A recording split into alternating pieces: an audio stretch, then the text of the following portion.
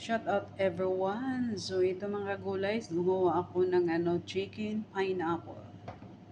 So itong pineapple tinapings ko lang. At saka itong kumbaga paggawa ko nitong manok, chicken fillet style, pero ang timpla nito, nilagyan ko siya ng pineapple juice para maging matamis konti siya. So wala kasi akong maisip. So ito kasi ang madaling gawin. So ito, iprito lang itong manok ng kagulays. Tapos, yun. After ko prito, nilagay ko sa Pyrex. After, i-oven ko naman to siya. Kasi, para namang ang itong pineapple mag dark brown siya. So, yan. So, yan lang po guys.